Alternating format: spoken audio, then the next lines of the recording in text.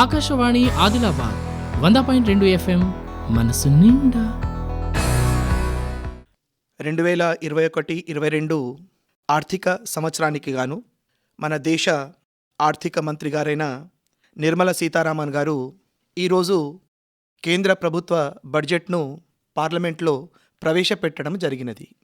Budget అంటే ఒక ఆర్థిక సంవత్సరానికి ప్రభుత్వము చెల్లింపు చేసేటటువంటి ఖర్చుల యొక్క వివరాల సమూహాన్నే మనము బడ్జెట్ అని అంటాము. ఆర్థిక సంవత్సరం అంటే ప్రస్తుత ఏప్రిల్ నుండి వచ్చే సంవత్సరము మార్చ్ వరకు ఉన్నటువంటి ఈ 12 నెలల కాల పరిమితిని ఆర్థిక సంవత్సరంగా భావిస్తాము.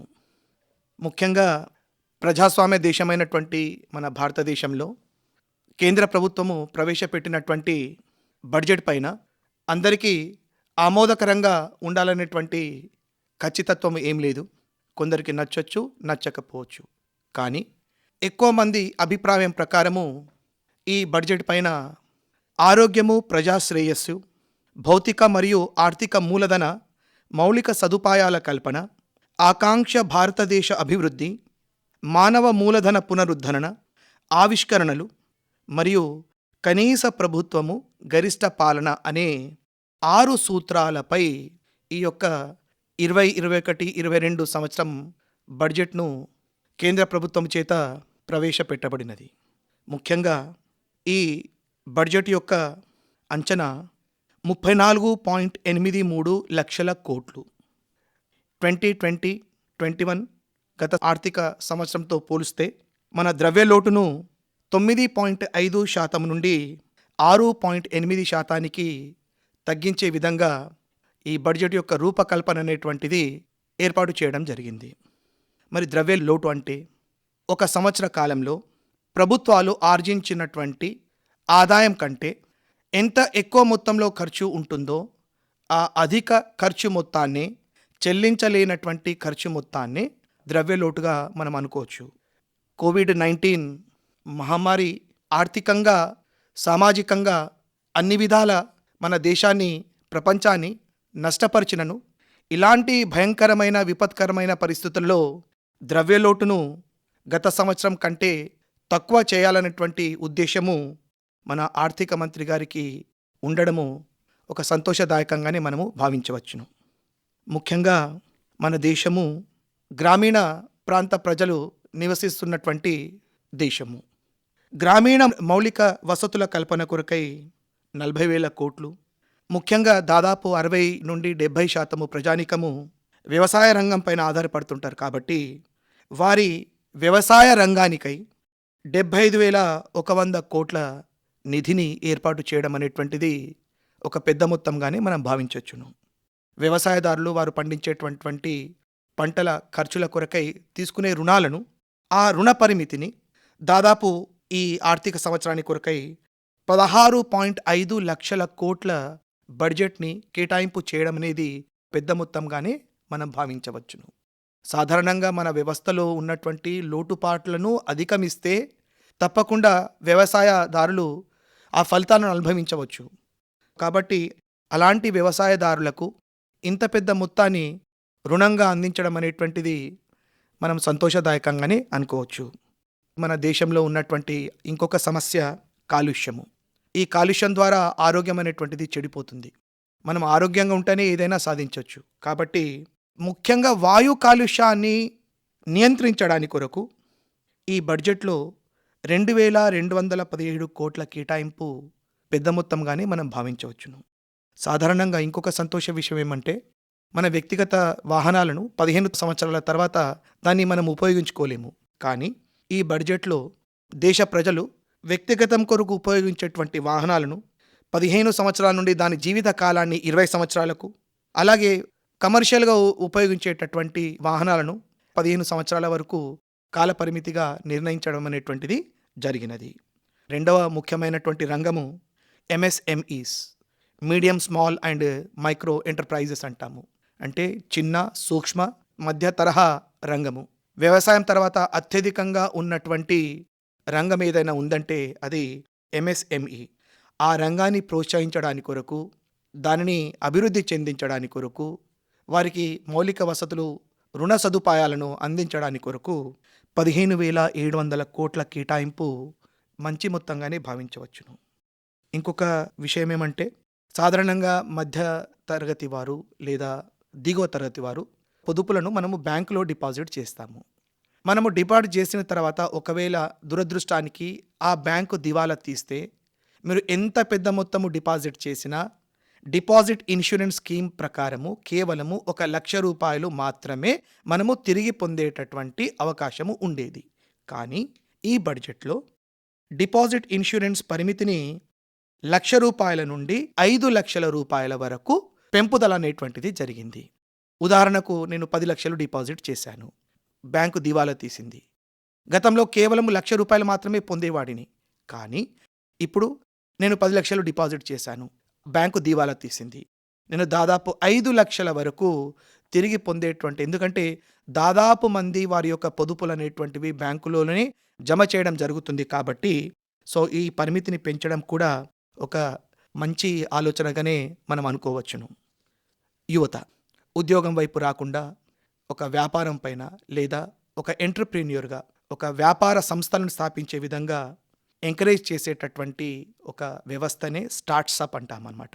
కాబట్టి ఎవరైతే నూతన ఆవిష్కరణలను, నూతన పరిశ్రమలను గానీ, వ్యాపార సంస్థలను గానీ ఏర్పాటు చేస్తారో, అలాంటి వారిని ప్రోత్సహించడానికి కొరకై వారికి ట్యాక్స్ హాలిడే అంటే ఒక వ్యాపార సంస్థ లేదా ఒక వ్యాపారస్తుడు ఒక సంవత్సర కాలంలో లేదా కొంతకాలంలో తాను సంపాదించినటువంటి ఆదాయం పైన ఎలాంటి పన్ను మదింపు చేయకుంటే ఆ కాల పరిమితిని, ఆ పన్ను మదింపు చేయనటువంటి మొత్తాన్ని మనము ట్యాక్స్ హాలిడే అని అంటామన్నమాట.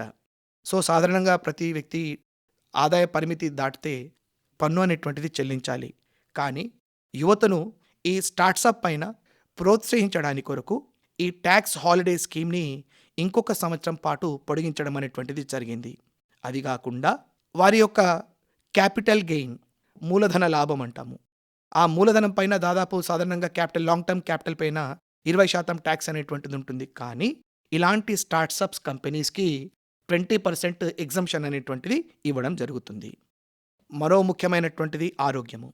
ఎందుకంటే చాలామందికి అవగాహన లోపం ద్వారా ఆరోగ్య సమస్యలు అనేటువంటివి మనకు కలుగుతుంటాయి.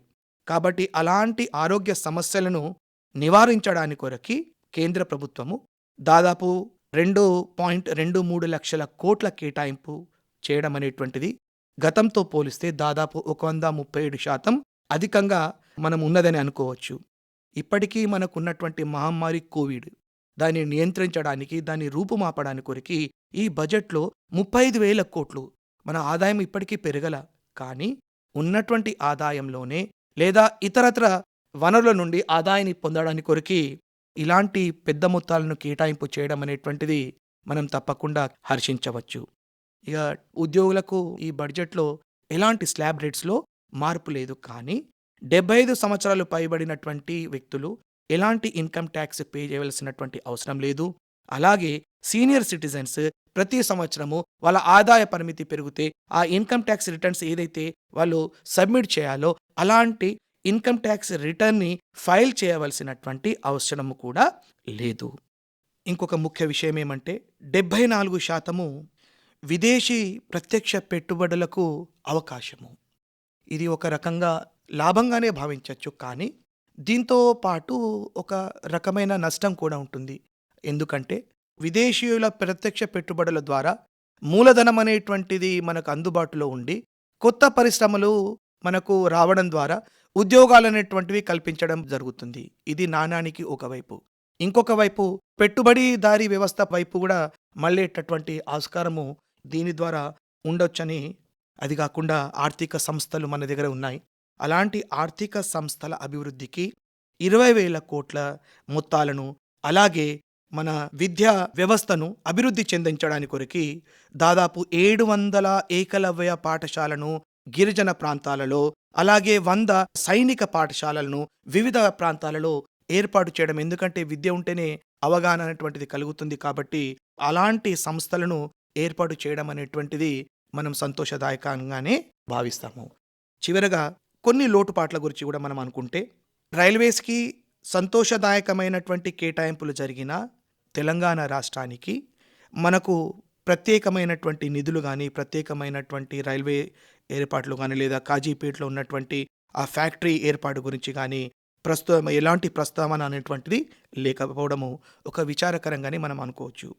అది గాకుండా మొబైల్ స్పేర్ పార్ట్స్ పైన 2.5 కస్టమ్స్ డ్యూటీ పెంచడం ద్వారా ప్రస్తుత విపత్కర పరిస్థితుల్లో దేశానికి ఆదాయం వస్తుందనేది కానీ, ప్రస్తుతంలో డిజిటలైజేషన్‌లో చాలామంది మొబైల్స్‌ని వాడడం ద్వారా, ఈ యొక్క ట్యాక్స్ పెంపుదల ద్వారా, మొబైల్ యొక్క ధరలు పెరగడం ద్వారా సాధారణంగా మళ్ళీ నాన్ డిజిటలైజేషన్ వైపు వెళ్తామేమో అనే ఒక ఆలోచన అనిపిస్తుంది. అది గాకుండా పెట్రోల్ పైన 2.5%, డీజిల్ పైన 4% అగ్రి సెస్ అంటే అగ్రికల్చర్ ఇన్‌ఫ్రాస్ట్రక్చర్ డెవలప్‌మెంట్ సెస్ అంటే మన దగ్గరికి ఆ పన్ను మొత్తాన్ని మన యొక్క అగ్రికల్చర్‌గా వ్యవసాయ పరంగానే కానీ, లేదా ఇతరత్ర పరంగా గానీ, దాన్ని అభివృద్ధి చెందించడానికి ఉపయోగించేటటువంటి పన్ను పెంపుదల అనేటువంటిది, దీని ద్వారా పెట్రోల్ ధరలు గానీ, డీజిల్ ధరలు గానీ పెరుగుదల అనేటువంటిది కలుగుతాయి. కానీ అందులో మనకొక సంతోషం ఏమంటే, basics excise duty, special additional excise డ్యూటీలో తగ్గుదల ఇవ్వచ్చు అనేటువంటి భావన ద్వారా సామాన్యమైనటువంటి వినియోగదారుడికి పెట్రోల్ పైన ఎలాంటి పెరుగుదల అనేటువంటిది, డీజిల్ పైన ఎలాంటి పెరుగుదల అనేటువంటిది కనబడదేమో అనే అంశాన్ని తెలియచెప్పడము జరిగినది. ఆకాశవాణి ఆదిలాబాద్ 100.2 FM మనస్సు నిండా.